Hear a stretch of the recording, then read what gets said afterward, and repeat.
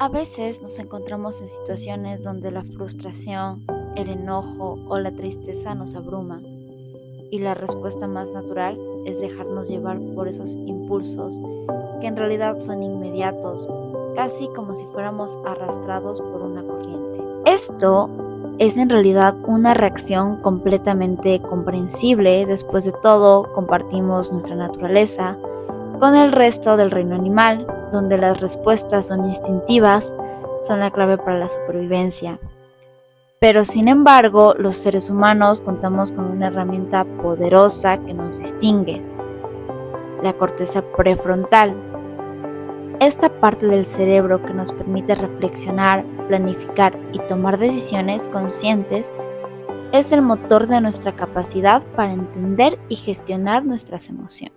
Y es aquí donde entra en juego la inteligencia emocional, aquella habilidad que nos permite no solo reconocer y nombrar lo que sentimos, sino también regular aquellos pensamientos y responder de una manera más constructiva y más equilibrada.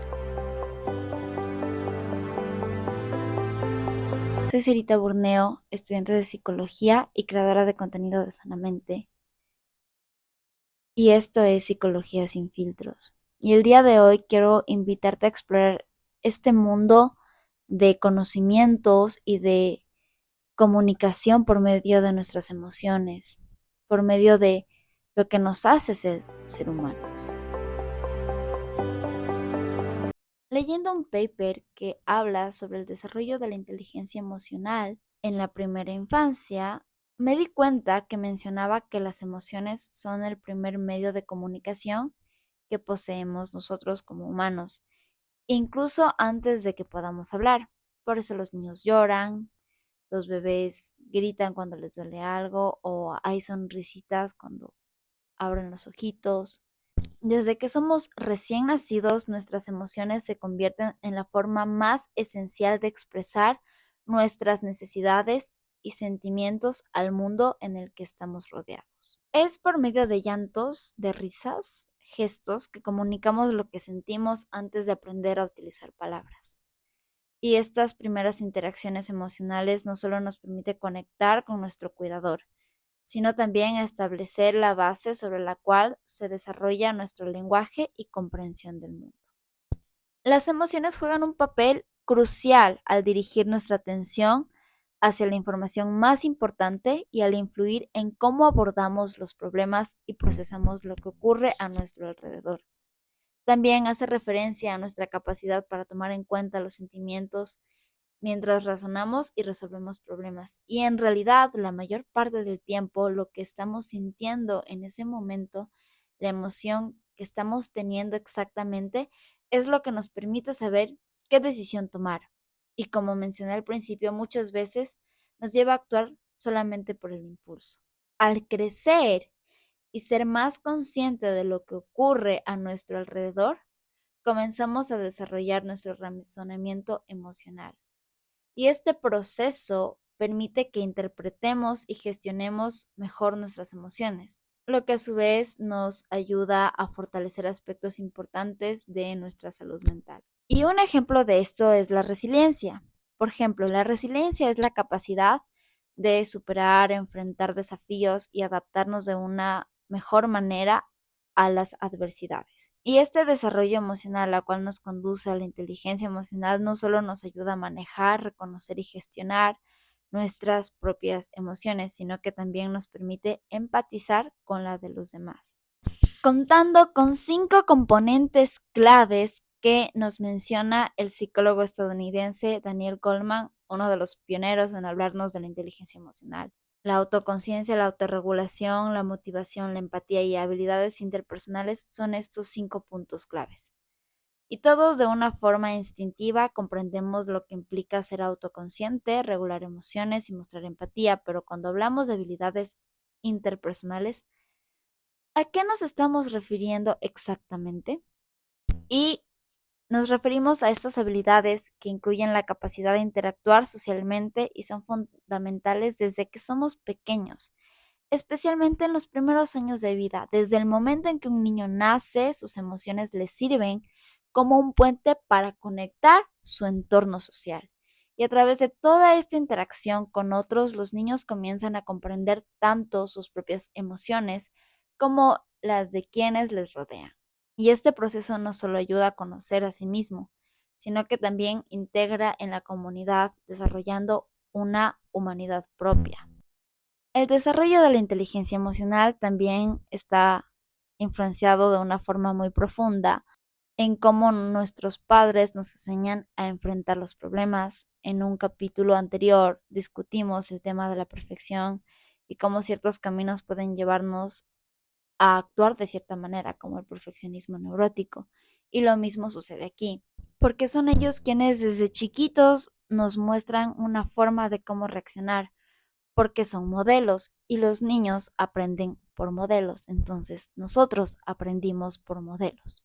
Y a menudo cuando somos niños y experimentamos un berrinche queremos expresar nuestras emociones, pero carecemos de las palabras adecuadas para hacerlo y no sabemos cómo gestionar lo que sentimos. Y es aquí cuando nuestros padres entran en acción. Para saber un poco más de este tema y tengamos a alguien que nos explique mejor con palabras más entendibles y desde una base un poco más estudiada, tenemos con nosotros aquí a Lili Burneo, pediatra y estudiante, quien ha estudiado el cerebro desde muchas perspectivas. Muchas gracias, Lili, por estar aquí y queremos saber un poco más de esto, así que cuéntanos. Hola Sarita. Primero, muchas gracias por la invitación. Y como tú has dicho, las emociones son el primer lenguaje. Los niños no tienen un lenguaje verbal, los niños tienen un lenguaje corporal y un lenguaje emocional. Pero junto a esto hay un factor importante, que el niño es parte de mamá, sobre todo hasta los 18 meses. Entonces, lo que siente el niño, las emociones del niño generalmente son las emociones de mamá. Y eso es increíble, porque normalmente estamos viendo a un niño que llora, a un niño que está inquieto, y nosotros siempre vamos a resolver el asunto con el niño, de muchas maneras. Pero las maneras como nosotros resolvemos los asuntos con los niños, los asuntos emocionales de los niños o los comportamientos de los niños, son las maneras como nuestra madre o nuestros cuidadores o nuestro padre lo resolvió con nosotros. Por tanto, trabajamos en función de la información que nos fue dada, de la información que nosotros improntamos con nuestros ojos, con nuestros oídos, con nuestro olfato, con nuestro gusto. Desde el momento en que nace el niño, bueno, actualmente se sabe que mucha de la información, o como quien dice, el disco duro del niño ya viene con toda la información, incluso de emociones heredada, pero el momento de nacer, todo esto que fue heredado se ve reforzado a través de la práctica diaria, que son las acciones de mamá, ¿sí? Y las acciones de mamá son las acciones aprendidas de su mamá y de su abuela y de todas las personas que fueron las cuidadoras en generaciones anteriores, que fueron programando lo que ya está programado en el niño. De esta manera, ¿sí? Nosotros volvemos a reforzar los mismos comportamientos programados si es que no tomamos conciencia de lo que hemos estado construyendo. Existe una frase que dice, lo que se siembra se cosecha. Y es una frase maravillosa, es un decir muy de la gente, independientemente de su nivel de desarrollo intelectual, independientemente del grado de conocimiento alcanzado. La gente antigua lo dice muchísimo. Lo que se siembra se cosecha, que significa que dependiendo de la semilla que yo puse, vamos nosotros a obtener los frutos. Si nosotros estamos reforzando lo mismo que fue ya heredado y seguimos poniendo la misma semilla, entonces vamos a seguir cosechando los mismos comportamientos. ¿A dónde quiero llegar? A que el niño expresa a través de su cuerpo y de sus emociones. En el niño diríamos que es el 100% del lenguaje. Ya cuando somos adultos, el lenguaje corporal es del 93% y el lenguaje verbal es apenas de un 7 a 8%. Imagínate lo que eso significa, según programación neurolingüística, eso dicen ellos. Entonces significa que nosotros todo el tiempo estamos hablando con las emociones heredadas, sembradas y reforzadas durante sobre todo los primeros 7 años de vida. Recién veía un reporte que dice que lo que nosotros almacenamos en los primeros 7 años de vida es suficiente información para vivir de la misma manera 70 años. Entonces, lo que tú nos dices es que existe una memoria que es emocional en nosotros, en nuestra forma de actuar. Es que de hecho la memoria, que es una cantidad de recuerdos, hablemos en términos de computadora, una cantidad de archivos que vamos almacenando en nuestra psiqui, se impronta, se graba gracias a la emoción. Por ejemplo, si tú tienes un impacto emocional, supongamos que vas por la calle y tú ese rato estabas comiendo un helado y te muerde un perro, tú, por el impacto del susto que recibes por la mordedura del perro, vas a grabar el recuerdo del helado de una manera que no se te va a olvidar nunca. Y es muy probable que asocies la mordida con el sabor del helado, con lo frío del helado, con cómo se veía el helado, entran todos los sentidos que captaron la información y después cuando tengas 50 años digas, el helado a mí me da alergia o me hace pésimo o uno dice, odio los helados. ¿Esto qué quiere decir? Esto quiere decir que nuestro banco de memoria, nuestro banco de información, constituye una base de archivos sobre las cuales funcionamos. Imagínate, si tú llenas el 97% de tu banco de información en los primeros 7 años, quiere decir que vas a funcionar 70 años sobre esa base de datos. Y esto es realmente impresionante porque si yo quiero incorporar nueva información, que me falta mucho por incorporar, recién tengo 7 y luego ya entro al 8 y voy a ir avanzando en la vida, tengo muchos años por vivir, pero tengo muy poco espacio en el disco duro. Entonces, tengo que ir borrando información si quiero incorporar nueva información. Y esta información solo la puedo ir modificando cuando tomo conciencia de cómo la grabé. Por eso es que si yo no tomo conciencia de cómo yo grabé una información, yo pudiera estar repitiendo experiencias todos mis primeros 70 años. Y te voy a poner un ejemplo exponía el expositor, valga la redundancia, de esto. Él decía que él vivió una experiencia de niño, ¿sí? En la cual el padre lo abandonó a muy temprana edad, como 2 años, ¿no? Y luego él se vio repitiendo la misma experiencia de abandonar a su familia. Y obviamente de manera inconsciente. Y cuando él pudo tomar conciencia de que su hijo estaba viviendo la misma experiencia que él vivió a tan temprana edad, recién pudo, al tomar conciencia, cambiar la historia. Y de esta manera cambias la información para la siguiente generación.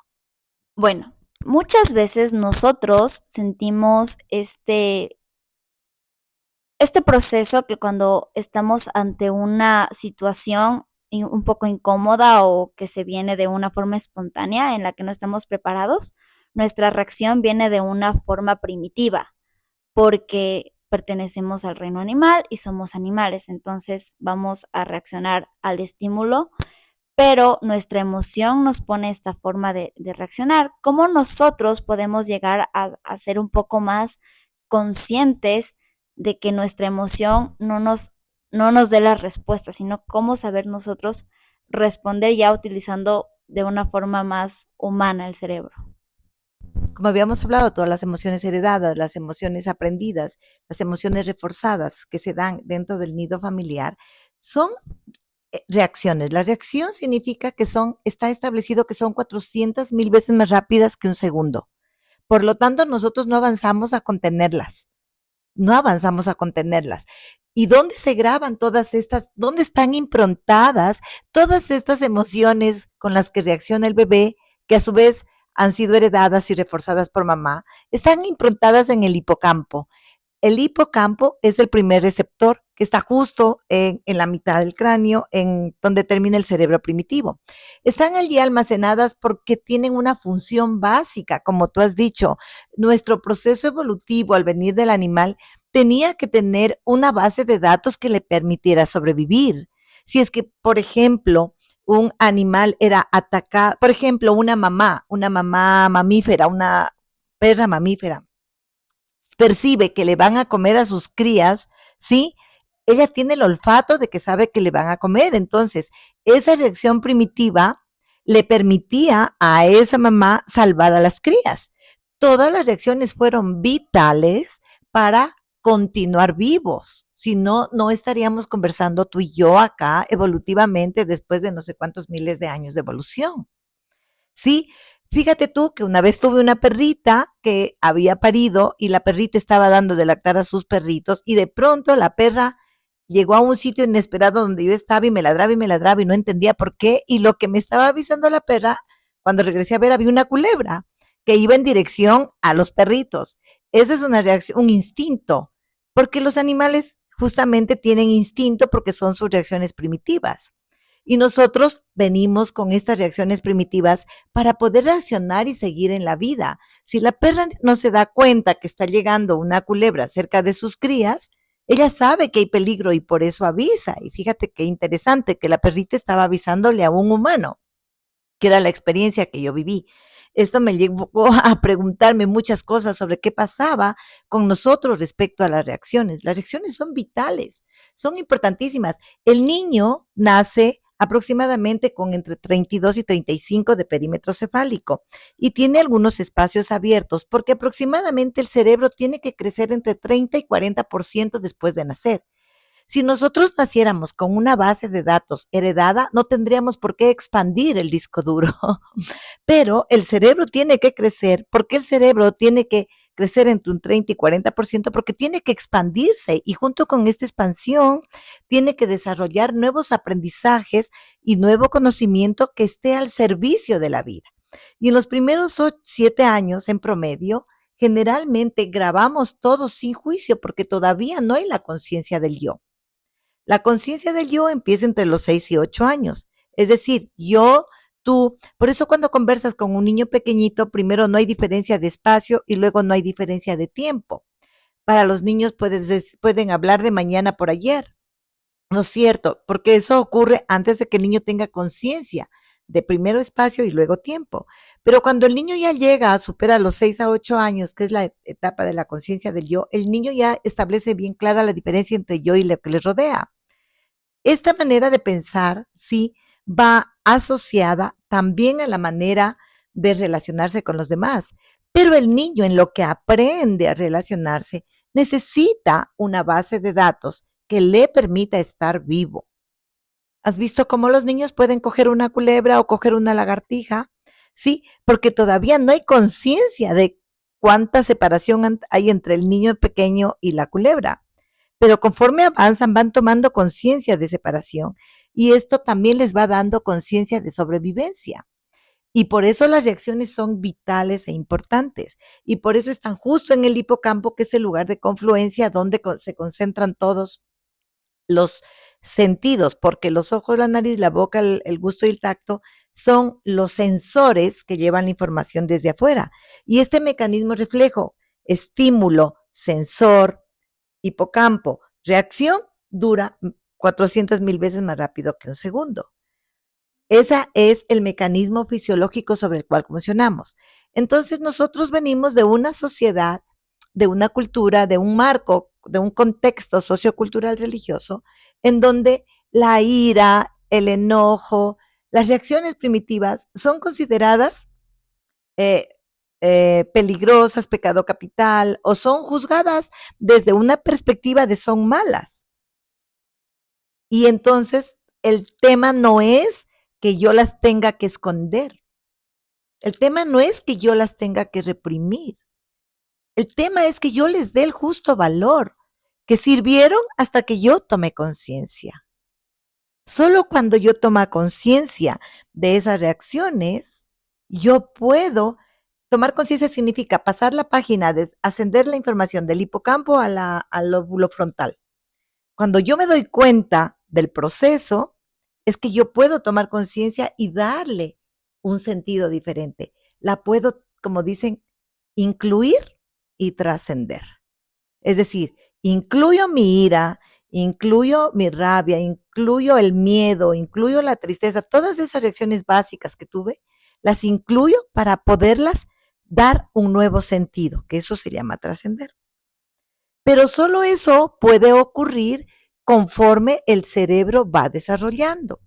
No podemos pedirle a un niño de 4 años que controle la ira, que controle la rabia. No le podemos decir, eso está mal, la próxima vez que reacciones así, te voy a dar un correazo. Ah, ya sé, te voy a dar un baldazo de agua helada. No, porque el niño no tiene la capacidad de procesar esa información como nosotros, adultos, que sí la tenemos, pero que a veces ni siquiera le damos importancia.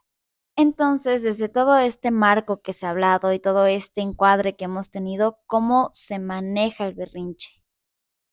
Entonces, entendiendo el berrinche como una expresión, como un acto de comunicación, como un lenguaje corporal, la reacción sobre la cual se ha manejado el berrinche por tiempos, como expresiones, como si no le das un buen correazo, no lo paras, si no le das un buen baldazo de agua, no vas a detener, vas a criar un niño difícil.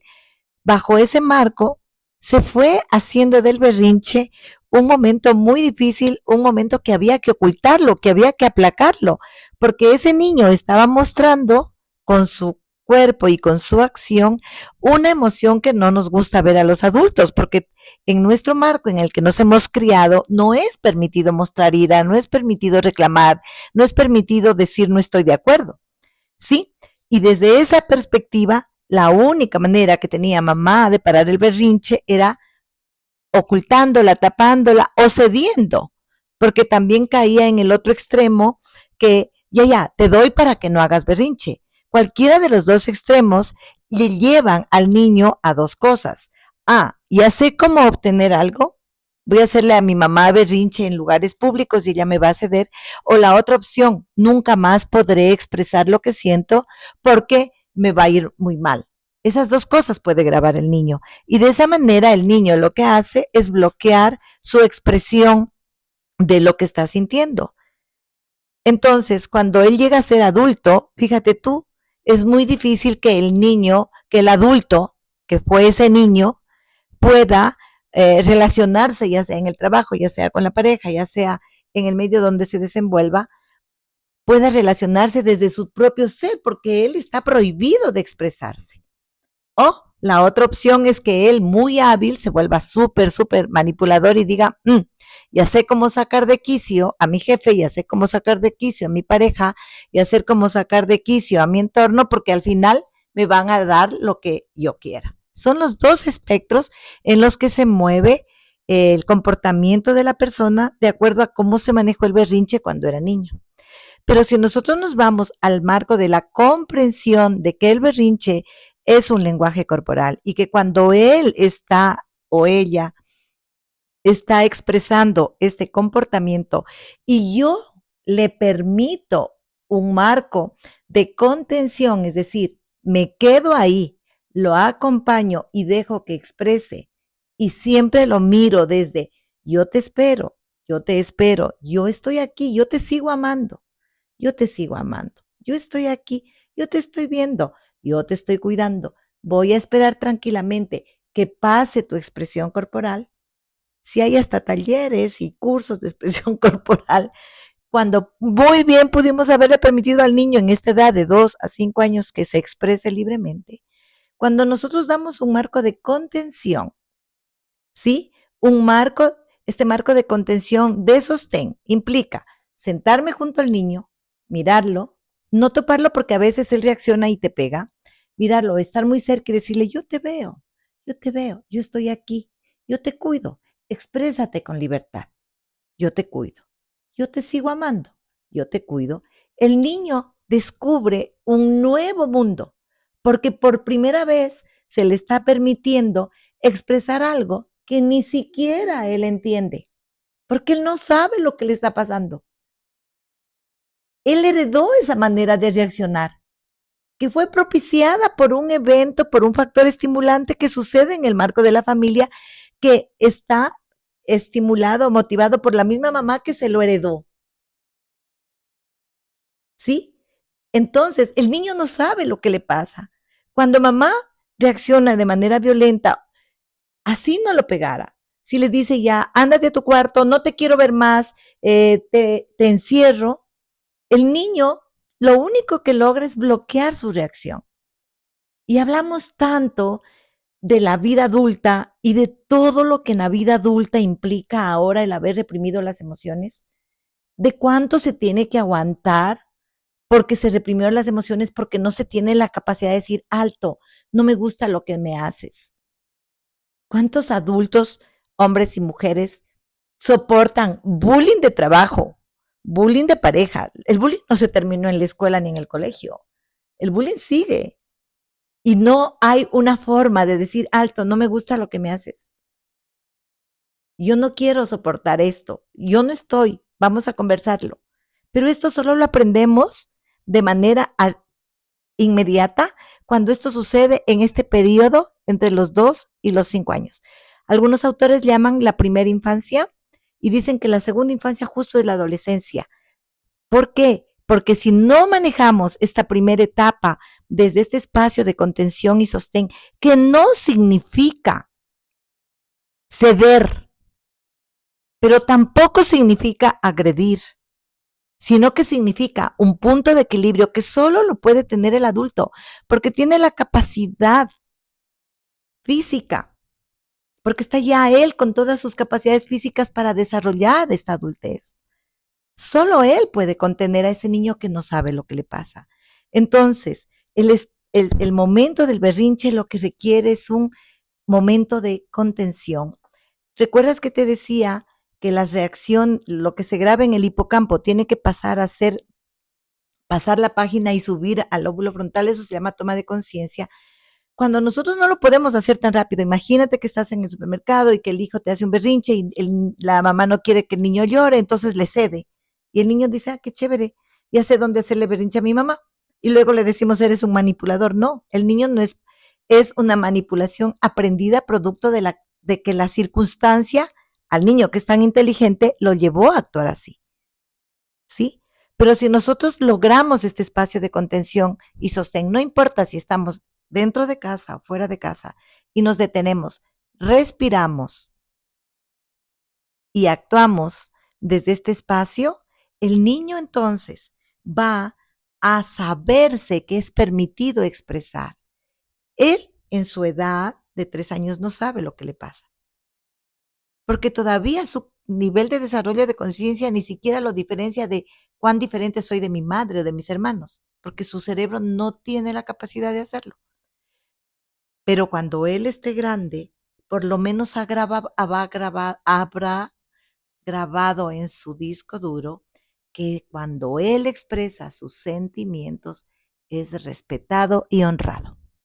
Bueno, y tomando todo este encuadre, todo este camino que hemos hablado, ¿cómo nosotros, cuando ya aprendemos a ser conscientes de nuestras reacciones y nuestras emociones, al principio es muy difícil, pero cuando ya lo tenemos en nosotros, ya lo tenemos incrustado, ya tenemos como una paz emocional, una inteligencia emocional?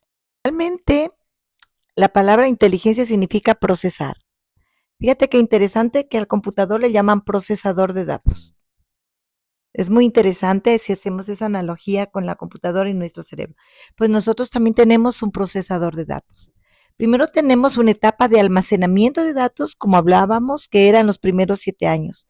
Y luego vamos entrando y vamos desarrollando este procesador paulatinamente. Algunos hablan que las podas neuronales ocurren hasta los 33 años. O sea que nosotros todavía, después de los 7 años, 14, 21, 33 todavía seguimos incorporando información y borrando información, porque poda significa ir eliminando las ramas que no me sirven, ¿sí? Entonces, la inteligencia emocional viene a ser la capacidad de procesar, este autoprocesamiento para lo cual nosotros ya estamos diseñados, ¿sí?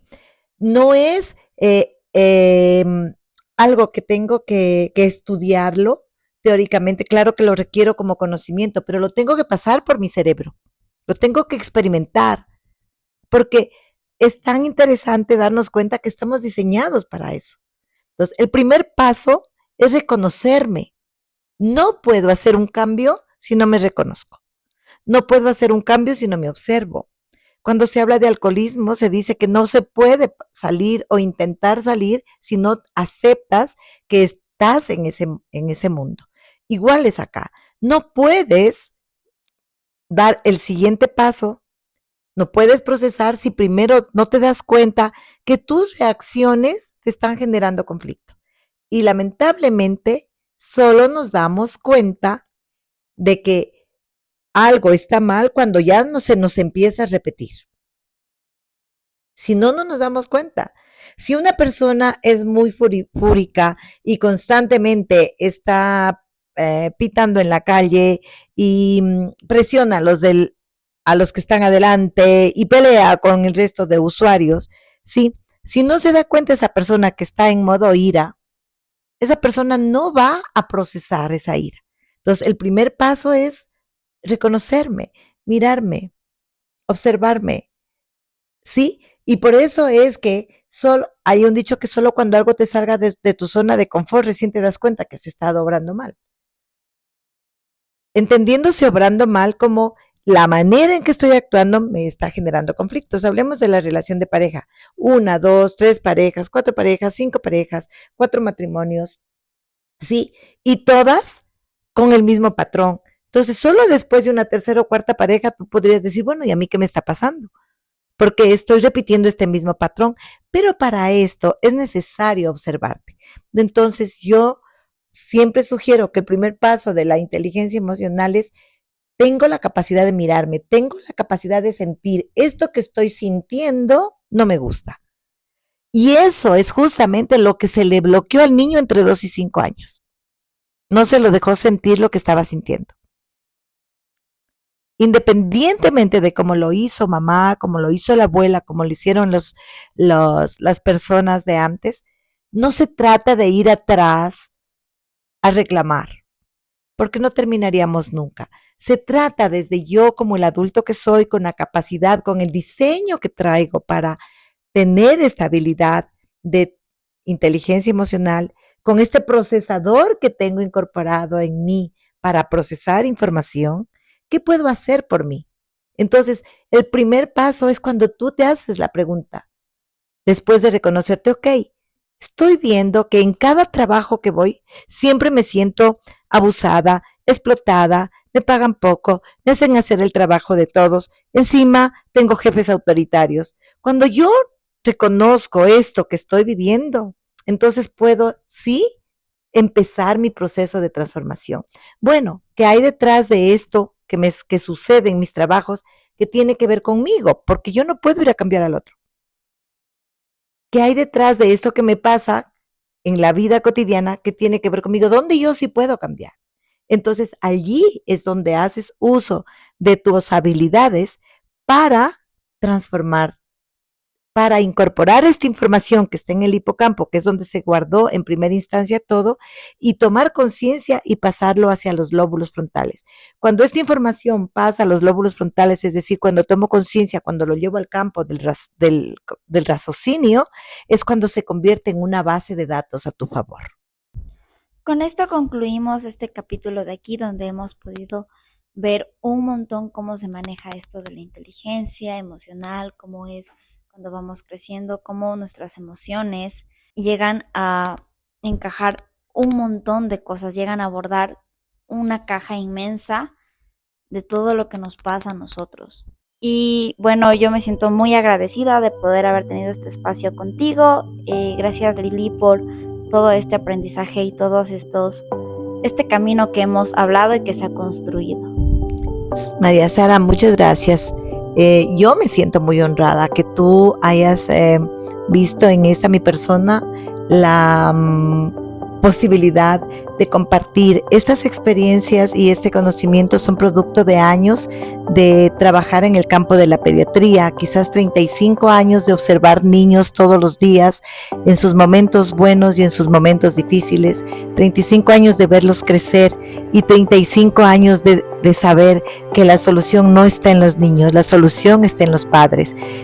Alguna vez oí: cierto es que todos los hijos son maravillosos porque son vistos con los ojos de mamá, pero la verdad, el verdadero reto es ser padres maravillosos, porque eso significa hacer uso de esta inteligencia emocional de la cual ya hemos sido dotados.